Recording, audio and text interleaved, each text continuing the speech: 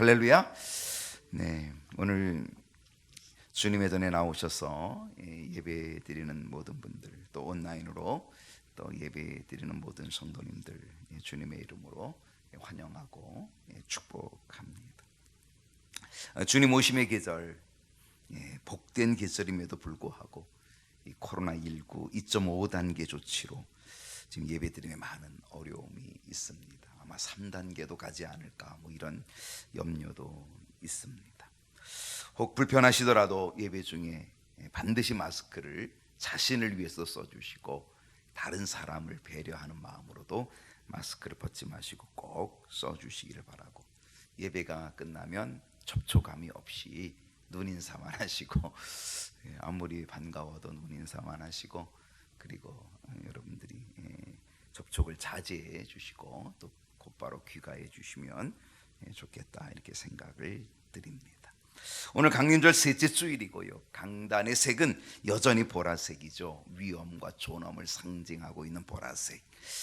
자색 옷, 바로 왕들이 입었던 그 옷, 그 색깔인데 바로 예수님이 이 땅에 만왕의 왕으로 오시는 그것을 또한 상징적으로 보여주고 있습니다. 오늘 주님 오심의 기다림의 촛불, 오늘 강림절 셋째 주일이라 초가 3개 켜져 있습니다. 우리는 2020년 강림절을 맞이하면서 제가 지지난주 첫째 주, 강림절이 시작되어질 지지난주 첫째 주에 기다림이라고 하는 그러한 말씀을 여러분에게 전해 주었습니다. 창세 때부터, 창세기에서부터 인간이 범죄하여서 아담과 하와가 선악과를 따먹고 범죄한 바로 그때부터 죄가 들어오기 시작하였고, 그 죄로 인하여 사망이 들어왔던 바로 그때부터 하나님께서는 우리에게, 그리고 아담과 하와에게 주셨던 선포가 있어요. 그 선포가 뭐냐면 구원자를 보내주리라, 구원자를 보내주리라, 메시아를 보내주리라 라고 하는 그런 선포가 있었던 거죠. 그 예수 그리스도 구원자에 대한 기다림, 메시아에 대한 기다림, 이 기다림이 아주 오랜 동안 이스라엘 백성들에게 있게 되었던 것이죠. 수천 년을 기다리는 그 기다림 속에 우리가 지지난주 보았던 그 기다림은 시몬 할아버지가 기다리고 안나 할머니가 기다리는 기다림. 그들이 어떻게 기다립니까? 바로 하나님이 언약한 약속의 말씀을 굳게 붙잡고 기다렸다는 거예요. 그들이 어떻게 기다립니까? 성령 충만함으로 기다렸다는 거죠. 그래서 성전을 떠나지 않고, 그리고 금식하며 기도하며 섬기며, 그래서 의롭고 경건함으로 그렇게 하여서 그 성령 충만함으로 그 기다림 속에서 결국 어떻게 됩니까? 하나님의 은혜를 만나죠. 아기 예수님을 안게 되어지는, 요셉과 마리아가 아기 예수를 성전에 데려올 때에 그때 그 성전에서 아기 예수를 만나게 되고 그 아기 예수를 안아보게 되어지는 놀라운 은혜를 얻게 되었다라고 하는 것을 우리가 보게 되었던 거죠. 지난주에 기다림의 제2탄을 우리가 보았습니다. 그 기다림은 이제 우리들의 기다림이 아니라 이제는 우리를 향하신 하나님 아버지의 강림절, 하나님 아버지의 기다림, 그 기다림이 있다라고 하는 것이죠. 렘블란트 화가의 돌아온 탕자 그림을 제가 여러분에게 소개하면서, 그리고 거기에 담겨진 아버지의 마음, 돌아온 탕자에 대한 그 아버지의 마음을 함께 나누고, 지금도 하나님 아버지는 우리가 깨닫고 돌아오기를 원하시고, 그리고 우리가 결단하고 돌아오기를 원하시고 그걸 기다리고 계신다라고 하는 그 하나님 아버지의 기다림, 바로 이 기다림을 우리가 지난주에 보았었습니다. 오늘 강림절 3번째 주일에 저는 오늘 이 사도행전 1장 4절로 11절에 이 말씀을 통하여서 오늘 제목은 어떤 그리스도인이 되면 좋을까요? 어떤 그리스도인이 되면 좋을까요? 오늘 이러한 말씀, 이런 주제를 가지고 오늘도 함께 이 강림절 셋째 주일 함께 은혜를 나누기를 원합니다. 여러분, 하나님 아버지께서는 우리가 어떤 그리스도인이 되기를 기대하실까? 어떤 그리스도인이 되기를 기다리실까? 제가 오늘 3가지를 얘기하고자 합니다. 그 첫 번째, 그것은 기다림의 그리스도인이 되기를 기대하신다. 우리들이 어떤 그리스도인이 되기를 원하시냐? 기다림의 그리스도인이 되길 원한다. 우리가 지난주도 기다림, 그 지지난주도 기다림이었잖아요. 근데 정말 하나님께서 우리에게 기대하시는 것은 우리가 기다림의 그리스도인이 되기를 기대하신다는 거죠. 이스라엘 백성들이 기다림 수천 년을 기다리는 그 기다림 속에 하나님은 약속을 저버리지 않고 하나님은 약속하신 대로 구원자 예수 그리스도를 이 땅에 보내주셨습니다. 동정녀 마리아의 몸을 빌려서 하나님이 사람이 되어서 이 땅에 오셨습니다.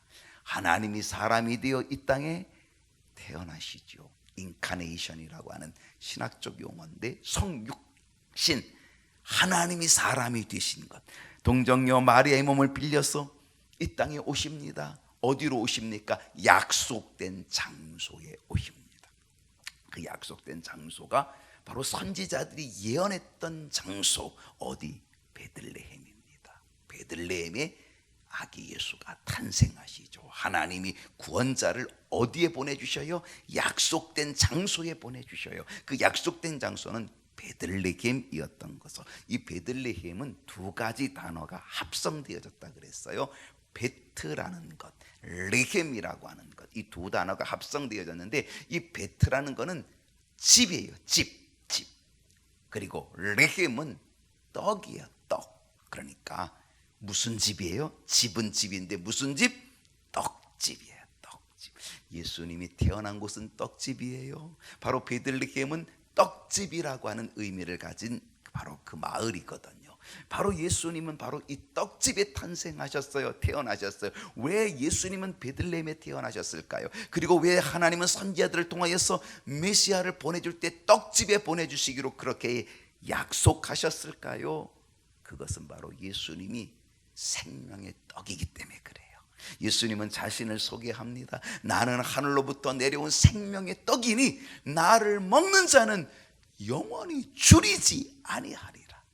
예수님은 생명의 떡으로 당신의 몸을 십자가에서 찢어 우리에게 생명의 양식으로 주시는 거예요. 그리고 그 생명의 주님을 먹는 자, 생명의 주님을 믿는 자들에게는 모든 사람에게 하나님의 자녀가 되는 권세를 주시는, 은혜를 허락해 주시는 거죠.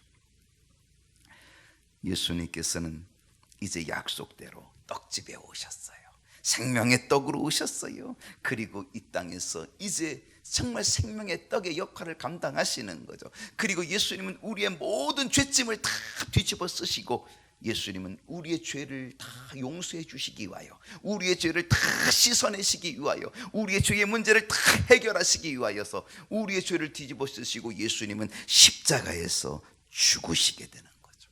우리의 죄를 용서해 주시고 우리를 구원해 주시기 위하여 십자가에서 대신 죽으시며 우리의 구원의 길을 열어 놓으십니다. 예수님이 십자가에 죽으심으로 끝난 게 아니에요.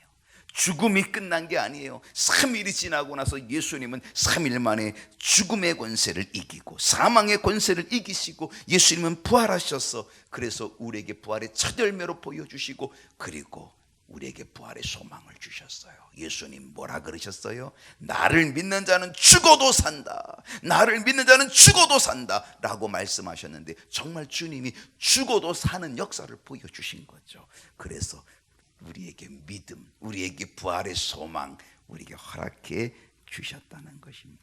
이 부활하신 예수님은요, 이 땅에서 40일을 계셔요. 이 땅에 부활하시고 나서 이 땅에서 40일을 계셔요. 이 땅에 40일을 계시면서 예수님은 부활의 확실성을 보여주시죠. 40일 동안 계신 예수님, 부활의 모습을 보여주신 예수님께서는 40일이 끝나고 40일이 되었을 때에 예수님은 하늘로 올라가십니다. 하늘로 승천하여 올라가시게 됩니다. 오늘 본문은요, 예수님께서 승천하여 가시기 전에, 예수님이 하늘나라로 승천하여 가시기 전에 제자들에게 주셨던 말씀, 그러니까 이게 얼마나 중요한 말씀이에요. 이 땅을 떠나가시면서 하늘로 승천하여 가시면서 제자들에게 마지막으로 남겨주셨던 말씀이니까 여러분, 이 말씀이 얼마나 소중한 말씀일까. 여러분, 제자들에게 주신 말씀, 떠나시면서 승천하시면서 주신 말씀 무엇일까요? 4절 말씀 보십시다. 4절 말씀. 사도와 함께 모이사 그들에게 분부하여, 제자들에게 분부하여, 이제 내가 너희에게 마지막으로 분부한다. 내가 하늘로 올라가기 전에 내가 너희에게 마지막으로 분부한다. 그러면서 예수님 뭐라 그래요? 예루살렘을 떠나지 말고. 참 중요합니다. 예루살렘을 떠나지 말고 내게서 들은 바 아버지께서 약속하신 것을 뭐하라? 기다리라. 오늘도 기다림이죠. 기다리라. 하나님이 원하시는 그리스도인, 어떤 그리스도인? 기다림의 그리스도인. 기다리라. 기다림의 그리스도인. 주님께서는요, 하늘로 승천하여 올라가시기 전에 제자들에게 말씀하셨어요. 기다리라. 여러분, 이 말씀 속에서 우리가 주목해 봐야 될 것이 있어요. 무엇을 기다리라는 거예요? 무엇을? 아버지께서 약속하신 것을 기다리라. 사실 기다림은 약속이거든요. 이스라엘 백성들이 수천 년을 기다린 그 기다림도 약속이었거든요. 너희에게 구원자 보내준다는 약속이었거든요. 근데 여기서도 아버지께서 약속하신 것을 기다리라. 여기서 여러분, 아버지가 약속하신 이 약속이 뭔지 아세요? 이것은 바로 성령을 보내준다는 거예요. 성령을 보내주신다는 거예요. 예수님이 승천하여 하늘로 올라가시면 이제는 성령이 너희들에게 임하여 오실 거다라고 하는 성령을 보내주시는 약속입니다. 무엇을 기다리라? 약속하신 것을 기다리라. 어디서 기다리라? 어디서? 예루살렘을 떠나지 말고. 예루살렘을 떠나지 말고. 여러분, 약속은 장소가 있다는 거죠. 메시아 구원자를 어디 보내주신다? 떡집에, 베들레헴 떡집에 보내주신다. 생명의 떡으로 예수님 오시는 떡집에 보내주신다 그랬거든요. 여기서는 약속의 장소가 뭐였습니까? 예루살렘이에요. 그래서 예루살렘을 떠나지 말라, 그런 얘기죠. 언제까지 기다리라는 거예요? 하나님 아버지께서 약속하신 것이 이루어질 때까지, 약속하신 것이 이루어질 때까지 기다리라는 거예요. 무슨 기다림이라 그랬어요? 성령의 기다림, 성령 세례, 성령 강림에 대한 기다림.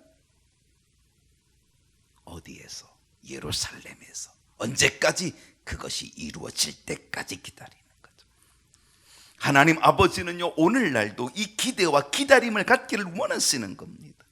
여러분, 이 기다림에 필요한 것이 뭔지 아세요? 기다림에 반드시 필요한 것은 뭐냐면 약속을 믿는 믿음이에요. 믿음, 약속을 믿는 믿음이에요.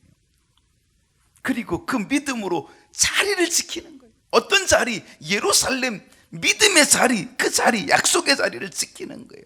오늘 여기에는 예루살렘이라 그랬거든요. 여러분, 이 예루살렘 지금으로 말하면 뭘 의미할까요? 여기서는 이 예루살렘이 갖는 상징적인 의미는 성전이죠. 이거는 교회일 수 있는 거죠. 그러니까 우리가 이 교회를 지키는 것, 이 믿음의 자리를 지키는 것, 이게 참 중요한 거예요. 우리가 끝까지 인내함으로, 그리고 이루어질 때까지 기다리는 기다림이 정말 중요하다라고 하는 것입니다.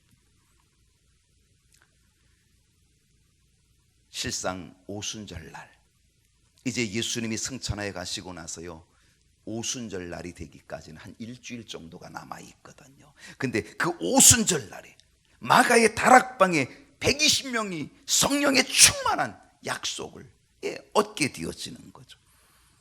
이 약속을 믿고 120명의 성도들이 예루살렘을 떠나지 않고 성령을 받을 때까지 그들이 기다려서 120명의 성도들이 성령 충만한 성령 세례를 받게 돼요. 그게 바로 오순절 마가의 다락방의 역사한 성령의 역사지요. 약속하신 것이 보내지는 역사지요. 근데요, 저는 오늘 이 말씀을 준비하면서 이런 생각이 들었어요. 마가의 다락방에 모였던 그 사람들이 처음부터 120명이었을까? 이런 생각이 문득 들은 거예요. 120명이었을까? 처음부터 120명이 모여가지고 그들이 120명 끝까지 유지되었을까? 그랬을까? 저는 이런 생각을 해요. 아마도 더 많은 사람이 모였을 거다. 처음에는 더 많은 사람이 모였을 거다. 왜냐하면 예수님이 승천할 그 당시 500명의 성도들, 500명 정도의 성도들이 하나님의 말씀, 주님의 말씀을 듣고 있었다면, 예수님이 승천하여 갈 그때에 정말 그 모습 속에서 마지막으로 분부하는 그 말씀들을 500명의 그런 제자들이 듣고 있었다라고 한다면, 아마 그 마가의 다락방에 모였던 사람들은 분명 120명이 아니라 더 훨씬 많은 사람들이 거기에 모여 있었을 거라는 그런 생각이 드는 거예요. 그런데 하루가 지나고 이틀이 지나고 3일이 지나고 이렇게 시간이 지나면서 사람들이 뭐예요? 하나둘 떠나기 시작하는 거지요. 결국 성령이 오실 때 그 약속하신 것을 기다리는 그 기다림의 시간, 성령이 오실 때까지 기다렸던 사람은 결국은 120명의 성도들이 남아 있었다는 것. 기다림의 묘미는 무엇일까요? 기다림의 묘미는 약속을 믿는 거라 그랬어요. 기다림의 묘미는 장소에서 기다리는 거라 그랬어요. 기다림의 묘미는 끝까지 기다리는 거라. 여러분, 우리들의 약점은요, 믿음도 부족하지만 우리들의 약점은요, 인내가 부족해요. 인내가 너무 부족한 거예요. 여러분, 어느 정도로 인내하고 어느 정도로 기다리면 좋을까요? 어느 정도 인내하면 좋겠어요? 여러분, 어느 정도 기다리면 좋겠어요? 3세판만 기다리면 좋겠어요? 7번이면 좋겠어요? 여러분, 혹시 이런 이야기 들어보신 적이 있을 겁니다. 한국 사람하고 일본 사람하고 중국 사람하고 다 동양인이죠. 한국 사람과 일본 사람과 중국 사람이 누가 더 오래 버티는지, 누가 더 오래 견디는지 시합을 했어요. 근데 그 시합하는 방법이 돼지우리에서 누가 더 오래 견디는지. 돼지우리 얼마나 지저분해요, 얼마나 더러워요, 얼마나 냄새 많아요. 그런데 그 어려운 환경에서 얼마나 오래 견딜 수 있는지, 인내할 수 있는지를 시합을 했어요. 3일이 지났는데 일본 사람이 돼지우리를 뛰쳐나왔어요. 아이고, 내가 참다가 내가 더 이상 돼지하고 못 살겠다. 그래가지고 3일 만에 일본 사람이 뛰쳐나온 거예요. 한국 사람은요, 참 잘 참아요. 그리고 한국 사람은 일주일을 견뎌요. 그리고 또 열흘을 견뎌요. 그리고 2주가 되었어요. 2주차가 되었을 때 이 한국 사람이 내가 참다 못해, 더 이상 못 참겠다. 그리고 이 한국 사람이 돼지우리를 뛰쳐나왔어요. 마지막 중국 사람 하나가 남았거든요. 그리고 3주가 지나고 한 달이 됐는데, 한 달이 지나고 나서 돼지우리에서 돼지가 뛰쳐나왔어요. 돼지가 뛰쳐나오면서 뭐라 그러냐면, 저 중국 놈하고 내가 더 이상 있을 수가 없다고. 그리고 돼지가 못 참고 뛰어나왔대요.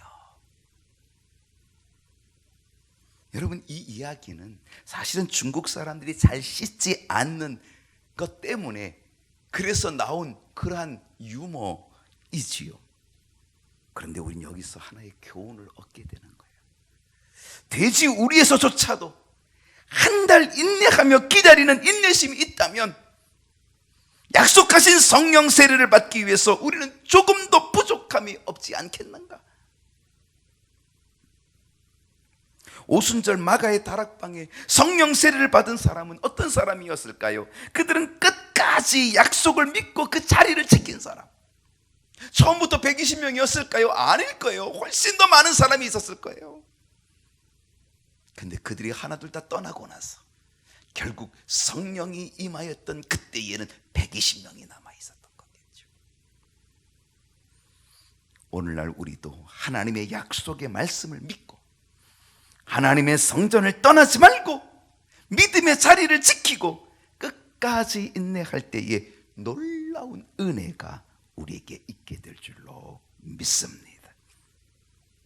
여러분, 하나님 아버지께서는요, 우리가 어떤 그리스도인이 되기를 기대하며 기다리실까요?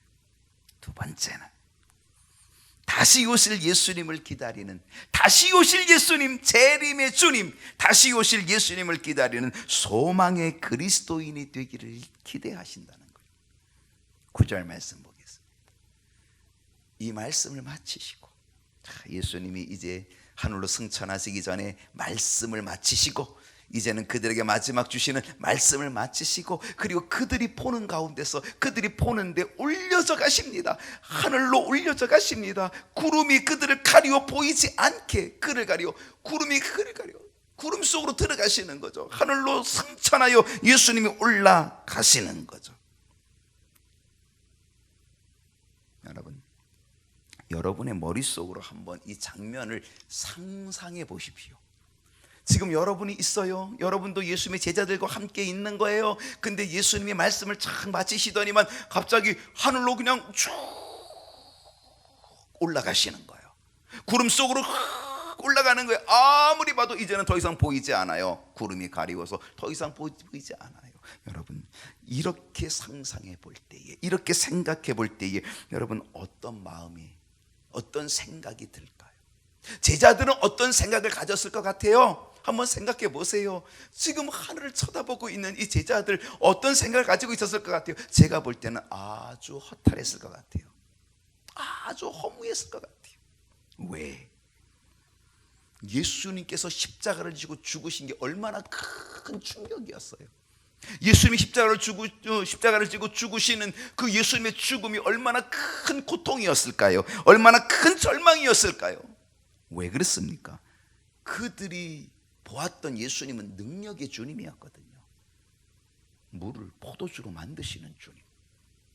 그 기적을 시작으로 해서 보통 기적이 아니죠. 중풍병자 막 일어나죠. 문둥병자 막, 나병 환자 막 고치지요. 네. 보리떡 5개 물고기 2마리 가지고 축사하시고 나누어 주니까 5,000명이 먹고도 12광주리가 막 거두게 되어지죠. 거기다가 죽은 지 3일 되어진 나사로가 무덤에 있는데 냄새나는 나사로, 죽은 나사로, 그런 나사로야 나오라 그러니까 이 죽은 나사로가 수족을 도민 채로 나왔다는 거잖아요. 여러분, 죽은 자도 떡거덕 살려냈죠. 바다를 한번 명령을 내면 바다의 풍랑이 잔잔해지지요. 바다의 무리를 걸어오시지요. 이런 능력의 주님이 어떻게 나약하게 붙잡혀가가지고, 체포돼서 붙잡혀가가지고 채찍을 맞고, 객소리 못하고 아무 소리 못하고 채찍을 맞고, 그리고 십자가에 그 비참한 사형틀 십자가에 못 박혀 죽냐 말이에요. 그러니까 제자들이 볼 때는 이해도 안 되죠. 너무나 허무하죠. 너무나 절망스럽죠. 왜? 그토록 기대했던 주님이고 그토록 능력이 많으신 주님이 어떻게 그렇게 될 수가 있냐 말이죠. 근데 그 주님이 그렇게 죽으셨다가 3일 만에 부활하셨잖아요. 죽음의 권세, 사망 권세 이기고 부활하셨잖아요. 그 부활한 모습으로 지금 제자들과 함께 지금 40일 동안 있었잖아요. 그러니까 여러분, 그 절망 속에 있었던 그 제자들이 그러면 그렇지 다시 살아나신 주님, 죽음의 권세를 이기고 다시 살아나신 주님, 그들이 얼마나 주님에 대한 기대를 가지고 있었을까요? 엄청난 기대를 가지고 있었을 거예요. 어마어마한 기대죠. 죽음의 권세로 부활하신 그 부활하심으로 가장 큰 능력을, 죽음도 이기시는 능력을 직접 보여주신 주님, 그러니까 얼마나 마음에 든든함이 있어요. 얼마나 기대가 컸겠어요. 주님에 대한 기대가 엄청 큰 거죠. 그런데 그 주님이 40일 동안 자기들과 함께 계시다가 갑자기 하늘로 올라가시는 거예요. 그리고 아무리 쳐다봐도 보이지 않아요. 구름 속으로 쏙 그냥 들어가 버리시고 아무리 찾아도 보이지 않아요. 그러니까 그들의 마음은 어때요? 너무 허탄한 거예요. 너무 허무한 거예요. 야, 도대체 이게 꿈이야 생시야? 그들의 살을 아마 꼬집어 보았을 거예요.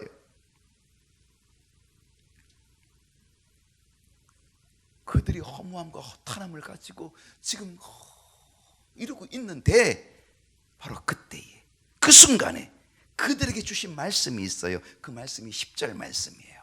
자, 10절, 올라가실 때에 주님이 하늘로 올라가실 때에, 이제 구름 속으로 올라가실 때에, 하늘로 올라가실 때에 제자들이 자세히 하늘을 쳐다보고 있는데, 자세히 하늘을 쳐다보면서 허무함과 헛단함 그렇게 기대했고 그렇게 바라보았던 주님이 그렇게 하늘로 올라가시는, 바로 그러고 쳐다보고 있는데, 그때 흰옷 입은 두 사람이 그들 곁에 섰어요. 이 흰옷 입은 두 사람이 누구겠어요? 천사들이죠. 천사들이 뭐라고 얘기합니까? 11절에 보니까 이르되 갈릴리 사람들아, 어찌하여 서서 하늘을 쳐다보느냐? 어찌하여 허탄하게, 어찌하여 허무하게 너희들이 하늘만을 지금 쳐다보고 있느냐? 너희 가운데로 하늘로 올려지신 이 예수는 하늘로 가심을 본 그대로, 너희들이 지금 하늘로 올라가심을 본 그대로 다시 오시리라. 할렐루야. 다시 오시리라. 놀라운 말씀이죠. 기가 막힌 말씀.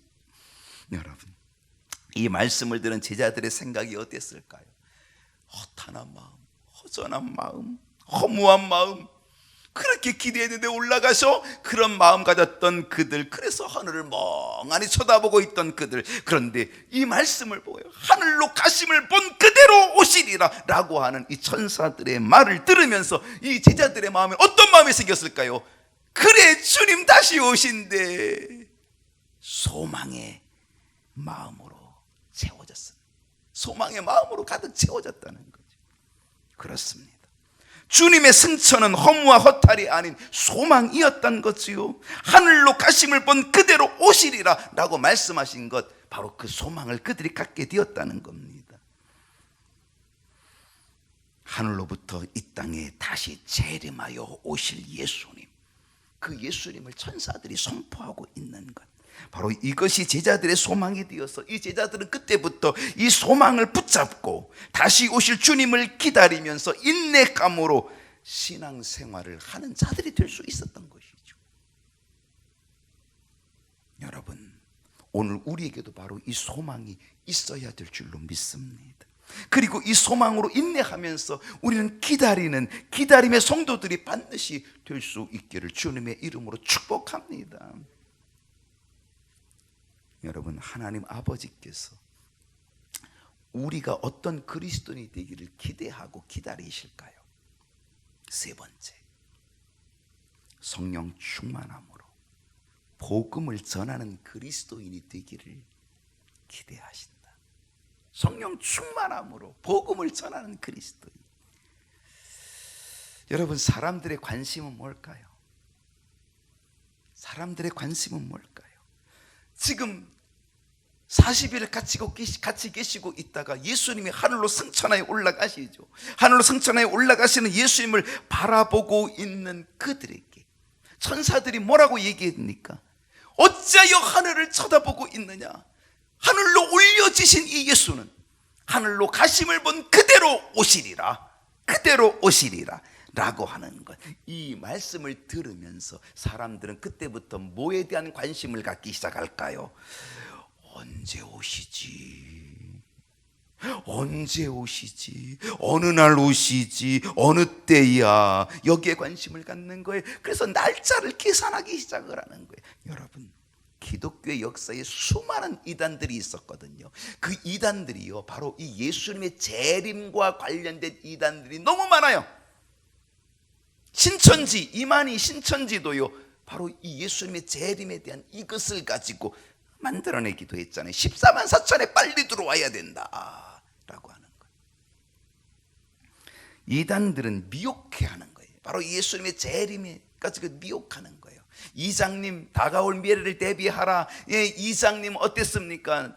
1992년 10월 28일 날 예수님 재림한다, 12시, 밤 12시 재림한다, 이렇게 해가지고요, 아이고, 이 나라를 아주 야단 법석 만들어 놓지 않았습니까? KBS가 방송까지 할 정도로 그렇게 되지 않았습니까? 근데 그날 예수님 오셨어요? 안 오셨잖아요. 사람들의 관심은요, 자꾸 날짜를 따지는 거예요. 언제 오실까, 언제 오실까, 자꾸 날짜를 따지는 거예요. 6절을 한번 보십시다. 6절. 그들이 모였을 때에 예수께 여쭈어 이르되, 이 제자들이 예수님께 물어보는 거예요. 주께서 이스라엘 나라를 회복하심이 이때니까. 부활하신 주님에게 물어보는 거예요. 주께서 이스라엘 나라를 회복하심이 이때니까. 이제 주님이 이 땅의 왕이 되실 날이 언제입니까? 이때입니까? 이 땅을 심판하실 날이 이때입니까? 언제입니까? 라고 하는 거죠. 어느 날입니까?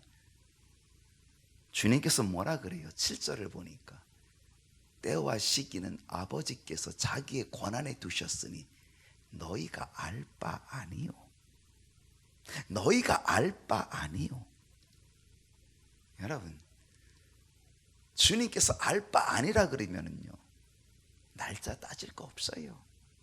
날짜들 계산하는 거 다 그거 가짜예요. 알 바 아니요. 여러분, 알지 못하는 게 은혜예요. 그게 은혜라니까요. 오히려 아는 게 은혜가 아니에요. 근데 사람들은요, 내가 은혜 받았는데 내가 다 알아, 내가 계시를 받았어. 그게 은혜가 아니에요. 은혜는 알지 못하는 게 은혜예요. 왜냐하면 너희가 알 바 아니라 그랬거든요. 만약에 우리가 그때를 알면 어떻게 되겠어요? 그때를 알면요, 우리는 팽팽 놀다가 그때 가서 싹 준비하려고 그러거든요. 우리는 얼마나 야가 빠진지 몰라요. 하나님이요, 우리의 본성을 너무 잘 알고 계셔요. 그래서 우리 야가 빠짐을 너무 잘 알고 계셔요. 그래가지고요, 오히려 안 알려주셔요. 모르는 게 은혜예요. 왜? 몰라야, 언제 오실지를 몰라야 우리는 늘 준비하는 거예요. 늘 깨어 있는 거예요. 그게 은혜예요. 늘 준비하고 늘 깨어 있고 늘 신앙으로 늘 예루살렘을 떠나지 않고 기다림으로 기다리고 있는 거, 이게 은혜인 거죠. 근데 그걸 알려주면 어떻게 되겠어요? 그러면 그때 열심히 준비하고 그때 열심히 하는 척하고 그렇게 할까봐, 그렇게 우리들이 야가 빠진 걸 아시고 하나님은 늘 준비해, 늘 준비해. 그래서 너희가 알 바 아니다. 너희들 여기 관심 갖지 마. 언제 주님 오실지 관심 갖지 마. 너희들이 진짜 관심 가져야 될 게 뭔지 알아? 그 다음 절이에요. 8절에 보니까 이거 관심 가져. 오직 성령이 너희에게 임하시면.